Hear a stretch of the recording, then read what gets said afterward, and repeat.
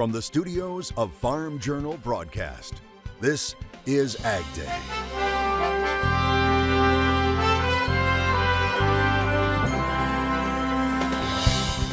Sniffing out problems. So find it. Meet an unsung hero helping keep our food supplies safe, and they work for treats. It's happening again, why some dairy producers are having to dump milk as things heat up and start to dry out in the Corn Belt. We're begging for rain across the Midwest. Is any relief in sight? The latest right now on AgDay. Good morning, I'm Clinton Griffiths. Happening later today, USDA will release a snapshot of the current crop supply and demand. And some are wondering if the current drought situation will factor into the agency's numbers. Is it too early to make changes to the size of the current crop in the ground? Now, the latest drought monitor showing that just under 22% of the country is in moderate to exceptional drought. That's up 3% from last week. On this map, shaded in yellow, are where drought conditions are starting to develop. You can see the biggest concerns are in Ohio, Indiana, Pennsylvania, and Michigan. While in the Texas Panhandle, Oklahoma, and Kansas, they saw some improvement. And that persistent dryness is impacting the corn crop. Now 45% of that crop, which you can see shaded in red here, is now considered to be experiencing drought. That's up 11% from last week. Soybeans now 39% drought, also up 11% from the previous week. We're begging for rain across the Midwest and Northeast, where some areas have received almost no rain over the last 35 days. But there may be some changes coming on the horizon. NOAA has officially declared the arrival of El Nino. The agency saying El Nino conditions are present and are expected to gradually strengthen as we go into winter. It could mean wetter than average conditions for the southern U.S. and drying conditions for the Pacific Northwest and Ohio Valley. Let's get the latest on our chances for rain over the next few days. Meteorologist Matt Engelbrecht joins us, and Matt, the Midwest really could use a good shower or two. Yeah, and we'll of course revisit that updated drought monitor coming up in just a little bit. I want to show you where there could be some relief regarding the drought going into the weekend. So this is the 24-hour precipitation estimate, rainfall estimate through Friday night at 10 o'clock. You got the upper level low, all the wildfire smoke up here to the northeast, in between the two pressure systems, completely dry into the parts of the Midwest where that drought is continuing to grow. A few isolated showers. Maybe a few downpours back into Kansas, Oklahoma, and Nebraska as we go through our Friday night. Now watch what happens on Saturday. We'll start to see that rain or our next system move in and grow some of the rain chances from the west to the east. And that's really what we want to do to disrupt the pattern that we have had the last week and then going back the last 2 weeks with a different kind of pattern or dry setup within the jet stream. Let's go ahead and take a look at what we have right now, and this is just a beautiful video coming in from Virginia. More moments with those little helpers on the farm. John sent this one in from Virginia with this video of his new hay tester.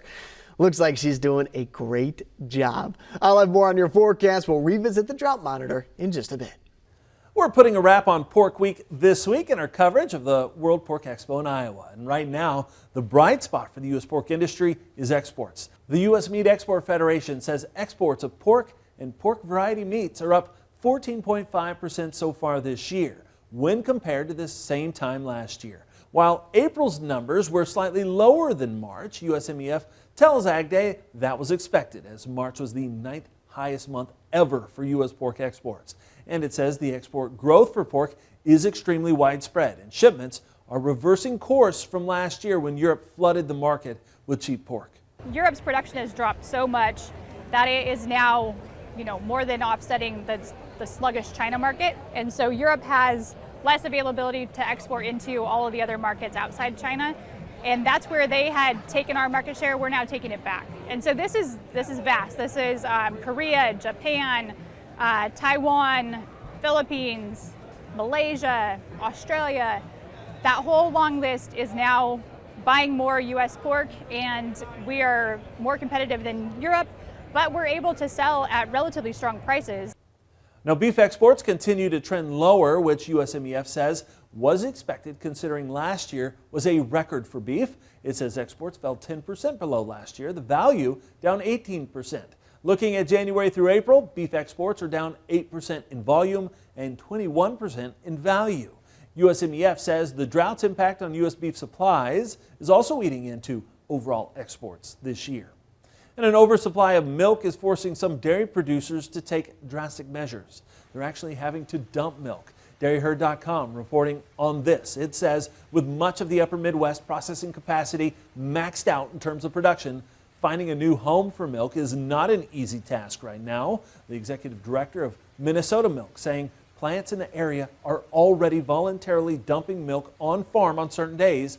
And he says even though they have transportation available, most plants cannot currently take the milk even for free.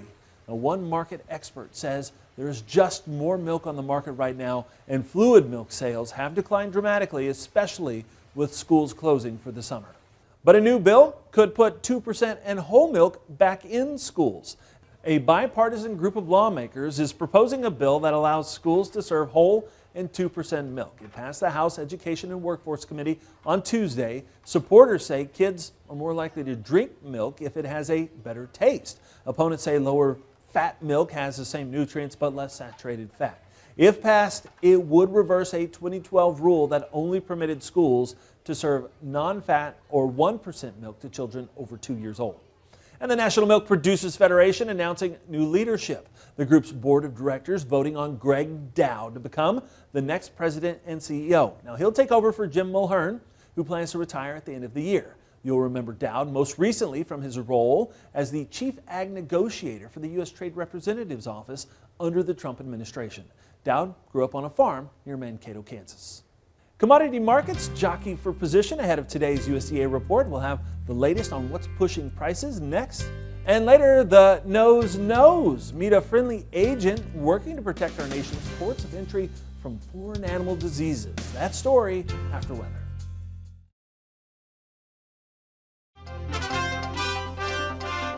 Could CO2 be turned into sustainable aviation fuel? Well, according to scientists in the UK, it's possible, and they just announced an influx of cash to help make it happen. Oxford scientists announced in 2020 they discovered a process to convert carbon dioxide into hydrocarbons. Now they're hoping the fuel can be used to power airplanes. Just this week, the team announced $22.5 million in new investments to help make it happen. Now, one of those investors, United Airlines. The fuel could eventually go head-to-head with bio-based sustainable aviation fuel, although scientists say it's not economical right now. They hope with time and this additional money for research, they can lower the cost of that fuel. Wheat futures continue to push higher. It's due to global supply concerns in the wake of flooding in Ukraine following the destruction of the dam we told you about yesterday. Michelle Rook joins us with more in Markets Now. Thursday's market closes mostly lower in livestock, higher in the grains. Dave Chatterton with Strategic Farm Marketing is joining us. And Dave, grains to the plus side on Thursday, as I mentioned, and a lot of that has to do with weather, but it was a back and forth that we have these conflicting weather models we keep chasing after. Yeah, it's tough for traders to get a strong conviction here. We're looking at two of our major weather models that are showing a little bit different, outlook here, Michelle. The GFS has certainly been wetter until yesterday afternoon when it shifted back to more of a drier and kind of lined up with this European model. Both these models have some moisture, but probably not enough to really improve our crop ratings or bust a drought. So this whole idea of a pattern change based on a La Nina, condition, we're still waiting as a marketplace for that. And of course, with the crop ratings in decline, it becomes very important as to when these rains are going to finally, start to develop and go. And we're still a little bit on the, right on the razor's edge in terms of which direction we're going to follow. Our yield's going to back up, or is that rain going to come and we're going to boost ourselves here? Yeah, and Drought Monitor confirmed a bigger area impacted by dry conditions as well. We also go into the WASDE report, more focus on demand than supply in that report, you think? I think so for right now. It's very likely that the USDA chooses to adjust U.S. yields or production at this particular point, but they will be adjusting demand tomorrow. The trade focus here domestically will be on exports. Both corn and soybeans are, currently running below the seasonal pace that they need to be at in order to achieve the USDA full year goal. So the expectation is that those numbers will decline a little bit and that our carryouts will be boosted. That'll be carried directly into the new crop year. And of course, we'll also be watching what they might do with South America. They're expected to raise both the Brazilian corn and soybean crop further to records, while, I think the trade is split on whether they leave Argentina alone or actually cut those numbers back again just a little bit. And just quick, cattle down for the second day is the top end. I don't think so yet, Michelle. I think it's a good, healthy correction. Certainly the warning signs are there. We have some fund length in the market. I think the fund managers are now quite a bit more nervous than they were this time a week ago, or maybe to start the week, because of the market action. But this cash market continues to be very supportive. And when you look at the front end numbers and where they lead later in the year, just don't know that we're ready to abandon that side of the market just yet. Thanks so much, Dave Chatterton with Strategic Farm Marketing. That's Markets Now, and more Ag Day is coming up.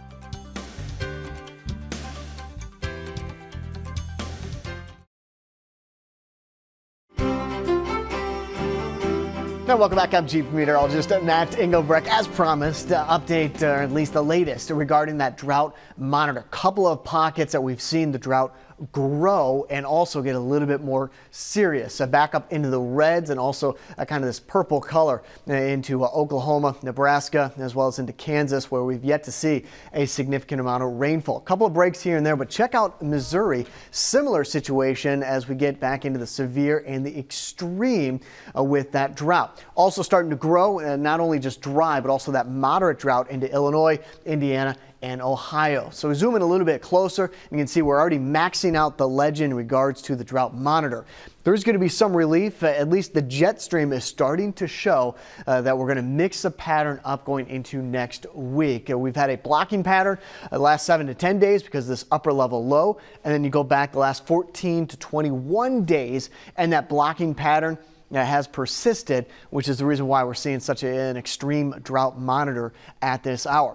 Now, the precipitation estimate, some relief, but not where we need it. Remember, we want to get it back up into parts of Oklahoma, Kansas, and also into Nebraska by our Saturday night by 7 p.m. It's mainly going to be back up into the Dakotas regarding rain chances, and then back down here into Tulsa, Oklahoma, and Arkansas. Not much through Illinois, Indiana, and Ohio. We're going to have to wait one more day. Looks like the system on Sunday could help bring some rain through the area. Precipitation outlook. This is June 13th through the 17th. Bottom part of your screen is starting to see a dry trend into Texas and Louisiana. Bit of a wet trend into Tennessee, North Carolina, and Kentucky. Let's head on over to, flippin' Arkansas. We got some showers early in the morning, high around 83 degrees. Manhattan. Not New York. PM thunderstorms high around 87 degrees, low of 65. And to the max in North Dakota, 82 degrees for a high, cloudy with a few showers. Keeping the pork industry safe from foreign diseases is important. Up next, we'll meet the four-legged agents working to ensure guests don't put our livestock industry at risk as Pork Week continues.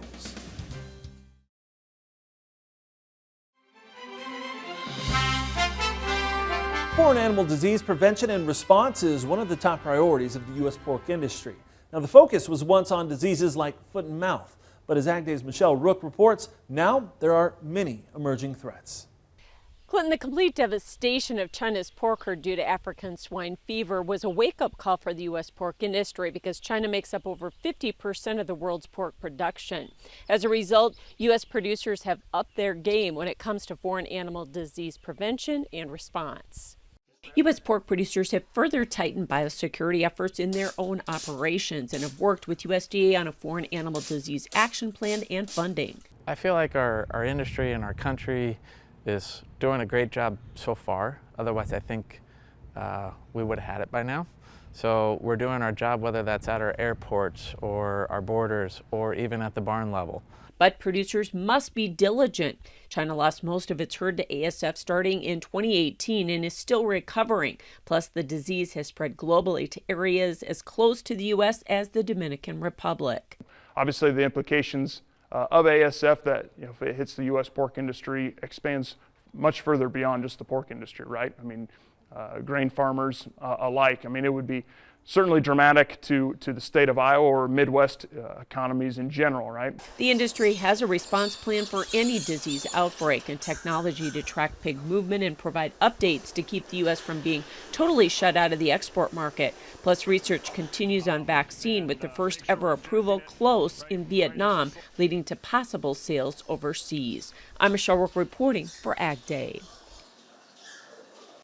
All right, thanks, Michelle. Now, there are unsung heroes protecting our livestock industries from foreign animal diseases. You'll find them at our nation's ports, working tirelessly for treats. Photojournalist Russ Natusco introduces us to one member of the Beagle Brigade serving in Chicago. My name is Martin Schultz. I'm a Customs and Border Protection Agriculture Specialist. This is Agriculture Detection Dog Soul. Ready to do some work? The USDA is the organization that will source the dogs and do the initial training. Our mission is to safeguard American agriculture, and we do so by identifying the various fruits and vegetables and meats that people are bringing into the country. So find it. We employ dogs that can track scent and have them walk around, and then that helps us to identify more of the potential pathways that the pathogens and pests could enter the country via the passenger baggage environment. That one? Nope. The Beagles work here in the passenger environment because they appear a little bit less threatening than some of the other large breeds. They also have amazing ability to differentiate the various scents that we're looking for. They're also highly food driven, so he'll do anything for a treat. Oh, that's good boy. The items that we saw on the table, that's only about 1/3 of what they intercepted last night, the agriculture team here at Chicago. The United States pork export industry right now is number 1 or number 2 in the world. For last year, it was $7.7 billion worth of income generated for the country. And if him and I let in some pork that has some swine fever in it, right, that could devastate pork products here, right, and that's a lot of money lost. So just by giving him one little treat, right, we may help to protect and safeguard the agriculture. So it does have a sticker, but it doesn't say where it was produced. So these ones won't be allowed into the country either. We tell them, why we prohibit the entry. Sometimes that's enough. Sometimes they're still very frustrated about it. But the nature of it is that we can't identify that the items have met the import standards set by the USDA to bring the items into the country. And if they fail to declare any of the items at that point, then we have the justification to issue a penalty for failure to declare if we so choose. But, hold on. Excuse me, ma'am. One moment. Where's the buddy? Oh, yeah, good boy. Yeah, it looks like ham. All right, yep, we'll take that one too. Good boy. Sit. Good boy. Sit. Oh, it's my sandwich. Good job, buddy. Sit. Yeah, you found it. Good boy. I don't believe that this is the great sandwich smuggling heist of 2023, right? It shocks me every day just how good he is able to track a scent throughout the haul. He gets paid, lots and lots of treats. Yep. That's a good boy, Soul. You're doing so good, buddy. I love it. A lot of food being found there. Our thanks to Russ Natusco for putting that story together. Now, if food sounds good, maybe pork is on your menu. We'll get advice from a professional chef on cooking pork loin next. Your next piece of equipment is on MachineryPete.com. Search equipment from dealerships across the country to find what you're looking for. Only on MachineryPete.com.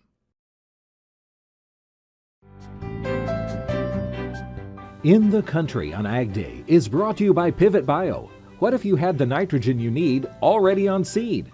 Pivot Bio is the first company to apply nitrogen on seed. The nitrogen you need, now on seed, from Pivot Bio. Learn more at pivotbio.com. We couldn't end Pork Week without taking a minute to talk food. Our friends over at the U.S. Meat Export Federation focus a lot on different ways and methods of cooking pork. Well, today, their corporate chef from Mexico shares a tip for the kitchen.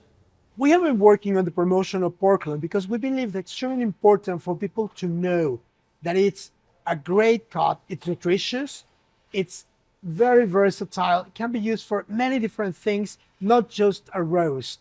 And it goes with all flavors, sweet, sour, bitter, sugar, any flavor matches beautifully with pork loin, either whether it's bone in or boneless. In this case, we use very thin slices of pork loin to cook them quickly. Right now, people want convenience, so we want them to know that pork loin is a very good choice, either for restaurants, hotels, all-inclusive hotels, because they can just have the slices there. The moment the guest comes, we just cook them very quickly and serve them with any kind of sauce or any kind of garnish that we choose from. Today it was a Mexican approach to this, but there are certainly many, many other approaches that can be used for this wonderful piece. And that's all the time we have this morning. Sure appreciate you joining us. From all of us here at AgDay, I'm Clinton Griffiths. Have a great day.